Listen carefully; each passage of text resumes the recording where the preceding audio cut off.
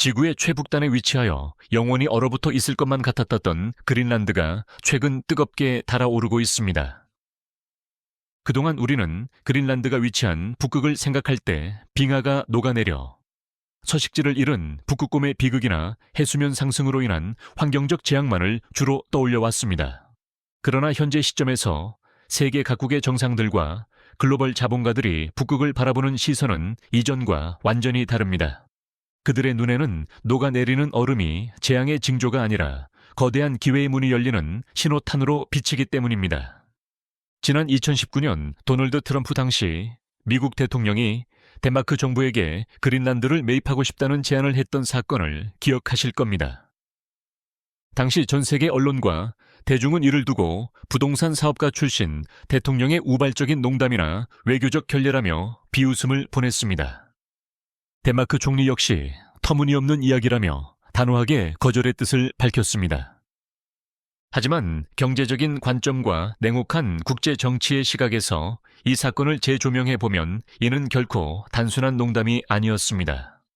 그것은 미래 산업의 핵심인 배터리와 첨단 무기 체계를 장악하고 북극해의 주도권을 확보하기 위한 미국의 매우 치밀하고 절박한 전략적 포석이었습니다.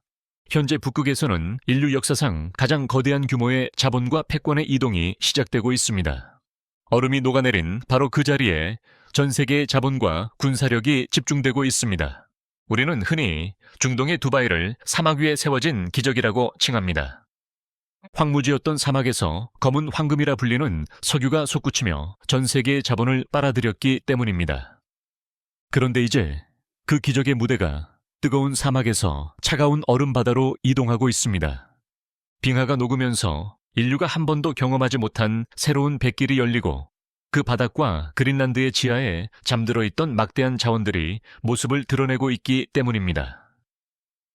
오늘 우리는 기후변화라는 위기 이면에 감춰진 냉혹한 경제적 기회와 이를 차지하기 위해 소리 없는 전쟁을 벌이고 있는 미국과 러시아, 그리고 중국과 유럽연합의 치열한 수싸움을 종합적으로 살펴보고자 합니다. 북극 항로라는 바닷길과 그린란드라는 자원의 땅을 둘러싼 강대국들의 욕망, 그리고 그 속에서 대한민국이 모색해야 할 생존 전략은 무엇인지 상세히 파헤쳐 보겠습니다. 세계 경제의 동맥은 바로 뱃길입니다. 우리가 일상에서 사용하는 물건의 90% 이상은 바다를 통해 운송됩니다. 지금까지 아시아와 유럽을 연결하는 가장 중요하고 거의 유일한 길목은 이집트의 수에즈 운하였습니다. 우리나라 역시 유럽으로 수출하는 자동차와 반도체를 실은 선박들이 남해를 출발해 인도양을 지나고 수에즈 운하를 통과해 지중해로 진입하는 경로를 이용해 왔습니다. 이 이동 거리는 2만 킬로미터가 넘는 대장정입니다. 그런데 북극의 얼음이 녹으면서 북쪽으로 향하는 지름길이 열리게 되었습니다. 이것이 바로 북극 항로입니다. 부산항에서 네덜란드 로테르담항까지 기존의 수에즈 운하를 경유하면 약 40일이 소요됩니다. 하지만 북극 항로를 이용할 경우 이동 거리가 약 15,000km로 줄어들고 운항 시간도 30일 정도로 단축됩니다. 뱃길에서 열흘이라는 시간을 줄인다는 것은 물류 기업의 입장에서 상상하기 힘든 수준의 비용 절감을 의미합니다. 단순하게 계산해 보더라도 거대한 선박이 하루에 소비하는 연료비가 수천만 원에서 수억 원에 이릅니다. 열흘치의 연료비를 절감하는 것은 기본이며 더 중요한 것은 회전율입니다. 왕복 기준으로 20일을 단축하면 1년에 배를 띄울 수 있는 횟수가 획기적으로 증가합니다. 동일한 선박으로 더 많은 물량을 실어 나를 수 있게 되는 셈입니다. 이는 해운 회사의 수익성과 직결되는 매우 중요한 문제입니다. 더욱 중요한 점은 지정학적 위험을 분산할 수 있다는 것입니다. 우리는 과거 에버 기브노가 수에즈 운하에서 좌초되면서 전 세계 물류가 마비되는 사태를 목격한 바 있습니다. 좁은 운하 하나가 막히자 전 세계 공장이 가동을 멈추고 물가가 급등했습니다. 또한 중동 정세가 불안해지면 홍해 인근에서 예멘 반군 등에게 민간 선박이 공격당하는 일도 빈번하게 발생합니다. 전쟁과 테러의 위협으로 인해 선박 보험료는 천정부지로 치솟고 있습니다. 이러한 상황에서 해적의 위협이 없고 통행료가 비싼 운하를 거치지 않아도 되며 전쟁 지역을 회피할 수 있는 북극 항로는 해운업계의 꿈의 항로와도 같습니다. 얼음이라는 빗장이 풀리자마자 전 세계 해운 강국들이 앞다퉈 북극으로 쇠빙선을 투입하고 북극 해연안의 항구 개발에 열을 올리는 이유가 바로 여기에 있습니다. 이 북극 항로 경쟁에서 가장 앞서 나가는, 아니 사실상 주인 행세를 하는 국가는 단연 러시아입니다. 세계 지도를 펼쳐놓고 위에서 내려다보면 북극해를 감싸고 있는 해안선의 절반 이상이 러시아 영토임을 확인할 수 있습니다. 러시아의 입장에서 북극은 자신들의 앞마당이자 서방의 경제 제재를 돌파할 미래의 성장 동력 그 자체입니다. 블라디미르 푸틴 대통령은 일찌감치 북극 개발을 국가 최우선 전략으로 설정하고 막대한 자원을 투입했습니다. 러시아는 이미 북극 항로를 국제 공해상이 아닌 자신의 영해처럼 관리하겠다는 의지를 노골적으로 드러내고 있습니다. 북극 항로를 통과하는 외국 선박들에게 사전에 통행 허가를 받도록 요구하고 자신들의 쇠빙선이 길을 열어주는 대가로 막대한 안내 비용을 청구하려 합니다. 이는 사실상 북극 바다에 요금소를 세우고 통행료를 징수하겠다는 구상입니다. 이를 뒷받침하는 것은 압도적인 물리력입니다. 러시아는 세계 최대 규모의 핵추진 쇠빙선 함대를 보유하고 있습니다. 디젤 엔진이 아닌 원자력으로 구동되는 이 거대한 쇠빙선들은 연료 보급 없이 몇 달이고 얼음을 깨며 작전을 수행할 수 있습니다.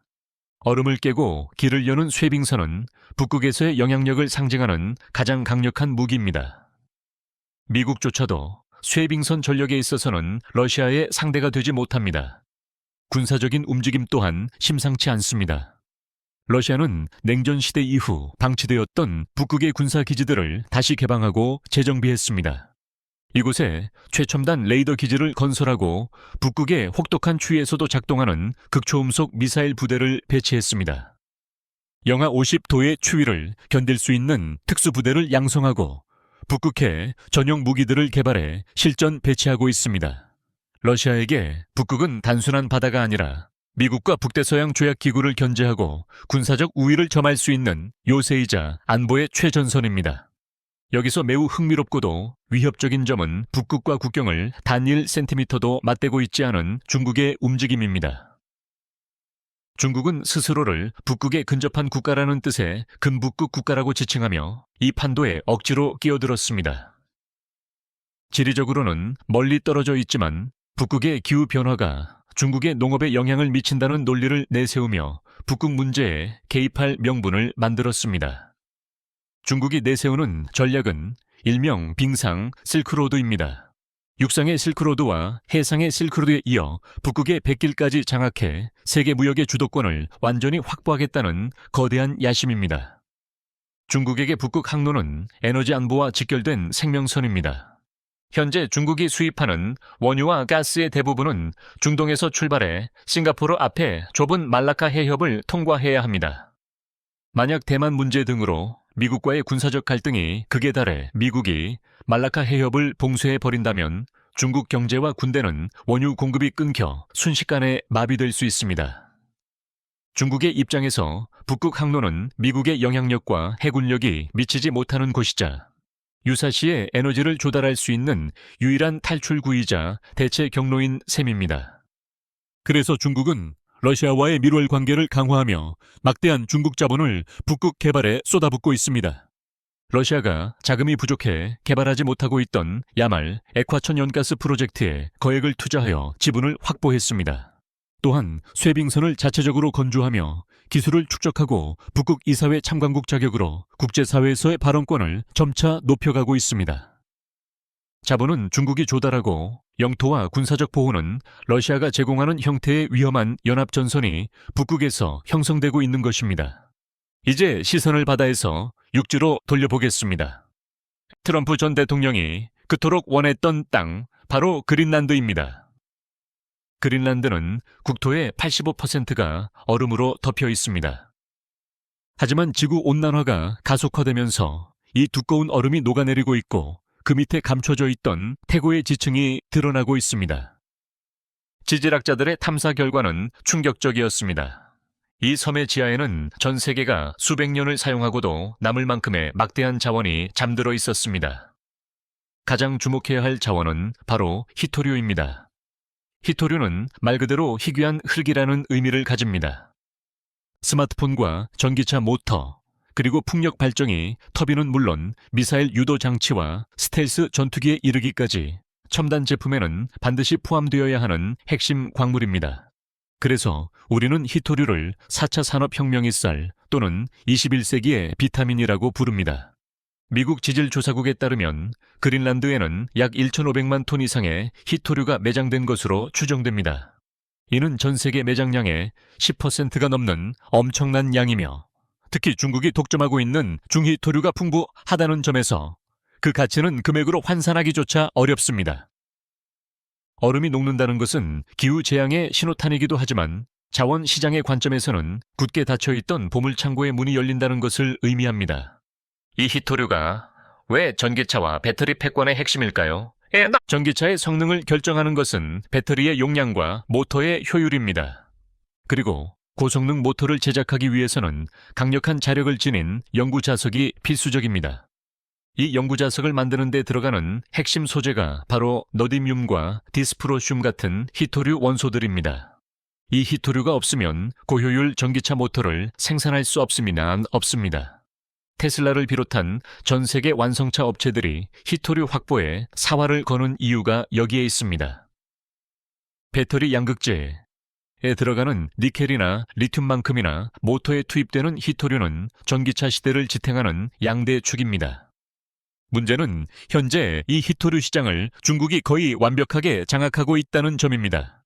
채굴부터 재련과 가공에 이르는 전 과정을 중국이 독점하다시피 하고 있습니다.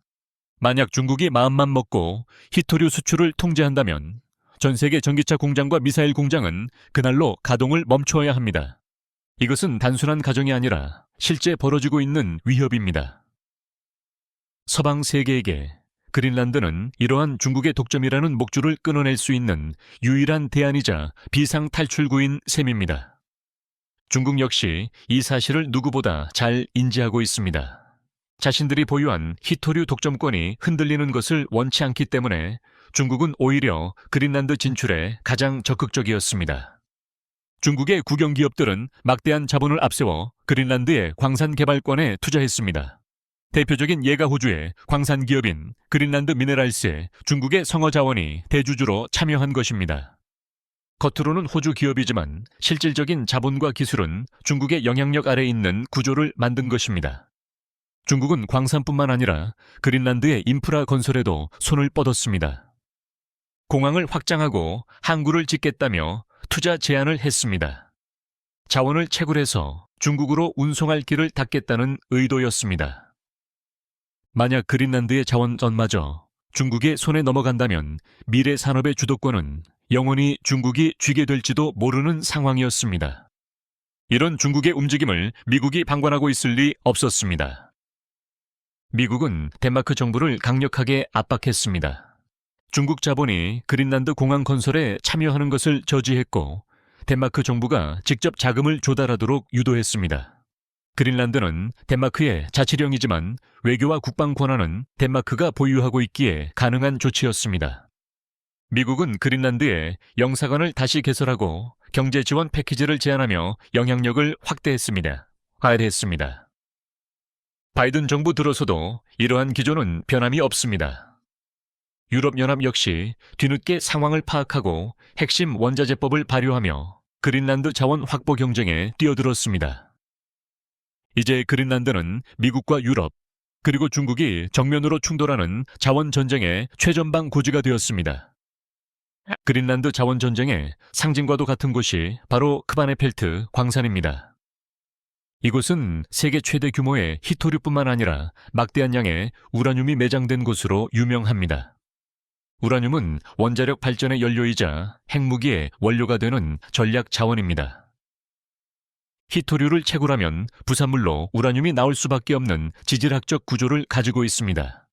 여기서 그린란드의 딜레마가 발생합니다. 그린란드 주민들은 덴마크로부터의 완전한 독립을 꿈꿉니다. 독립을 하려면 덴마크의 보조금 없이도 생존할 수 있는 경제적 자립이 필요한데 그 유일한 방법이 바로 광산 개발입니다. 하지만 광산 개발, 특히 우라늄 채굴은 심각한 방사능 오염과 환경 파괴를 불러올 수 있습니다. 청정한 북극의 자연을 보존하고 싶은 마음과 자원을 수출해 부유해지고 싶은 마음이 충돌하는 것입니다. 이 갈등은 2021년 그린란드 총선에서 폭발했습니다.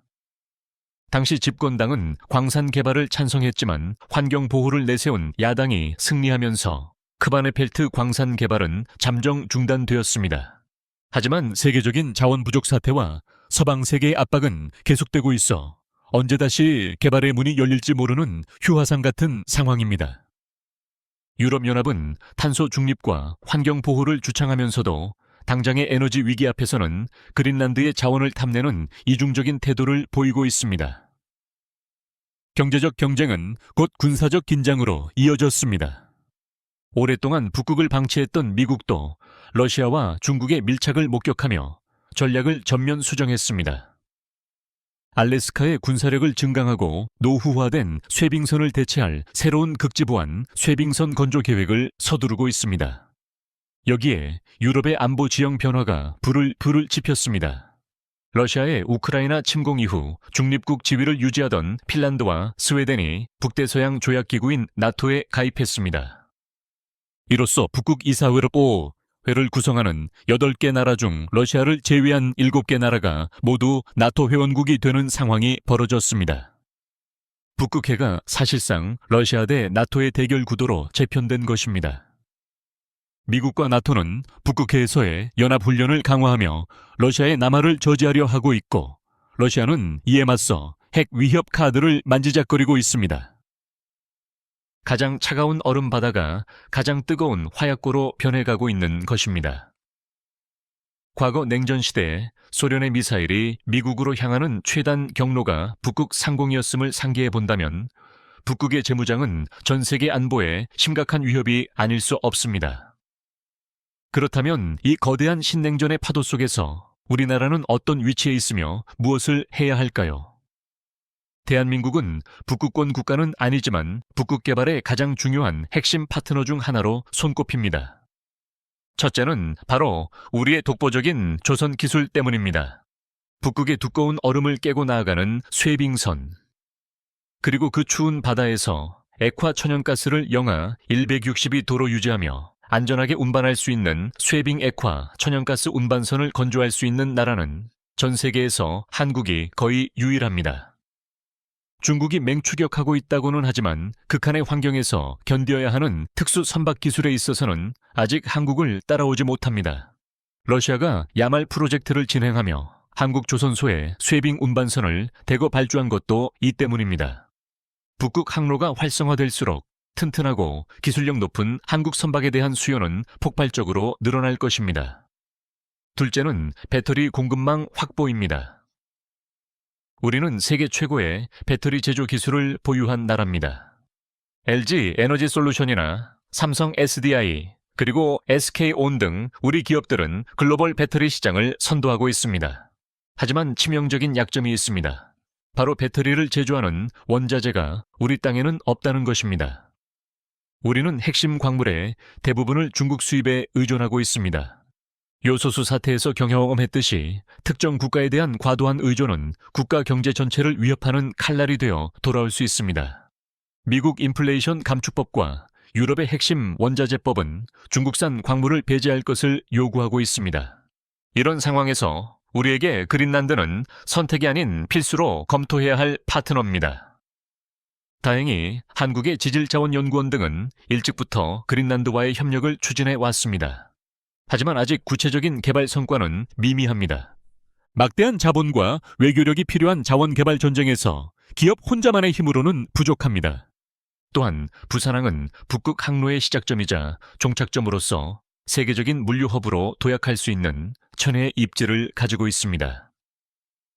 북극 항로가 개방되면 부산항은 아시아와 유럽을 잇는 가장 중요한 관문이 되어 막대한 환적 화물을 처리하게 될 것입니다. 이는 침체된 한국 경제에 새로운 활력을 불어넣을 수 있는 엄청난 호재입니다. 하지만 위험 요소도 분명 존재합니다. 미중 갈등과 서방 대 러시아의 대결 구도가 심화될수록 우리의 입지는 좁아질 수 있습니다.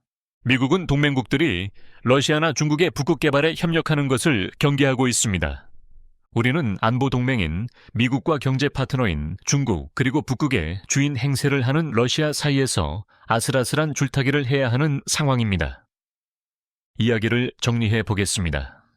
북극의 빙하가 녹아내리는 것은 지구 환경에는 돌이킬 수 없는 재앙일지 모르지만 국제 정치와 경제의 관점에서는 거대한 기회의 문이 열리는 역사적인 사건입니다. 물류 비용을 획기적으로 절감해줄 새로운 백길인 북극 항로와 그 바닥에 매장된 막대한 양의 석유와 가스, 그리고 그린란드의 땅속에 잠든 첨단 산업의 쌀인 히토류까지 북극은 그야말로 21세기의 엘도라도가 되어가고 있습니다. 러시아는 이곳을 군사 요새화하여 패권을 쥐려 하고 중국은 자본을 앞세워 길을 내고 자원을 확보하려 하고 있으며 미국과 나토는 이를 포위하며 필사적으로 견제하고 있습니다. 바야흐로 북극발 신냉전의 시대가 도래한 것입니다. 녹아내리는 것은 북극의 얼음뿐만이 아닙니다. 기존의 세계 질서와 평화라는 껍데기도 함께 녹아내리고 있습니다. 그 차가운 물 밑에서 강대국들의 뜨거운 욕망이 뒤엉키고 있습니다. 이 거대한 흐름 속에서 우리는 단순히 환경 문제를 우려하는 관찰자로 남을 것인지, 아니면 조선 강국과 배터리 기술 그리고 물류 허브라는 강점을 살려 새로운 기회를 포착할 것인지 냉철하게 판단하고 준비해야 할 시점입니다. 그린란드를 선점하는 자가 미래의 배터리 시장을 지배하고 북극 항로를 개척하는 자가 세계 물류를 지배합니다. 이것이 바로 우리가 저 차가운 얼음 땅을 뜨거운 눈으로 바라봐야 하는 이유입니다.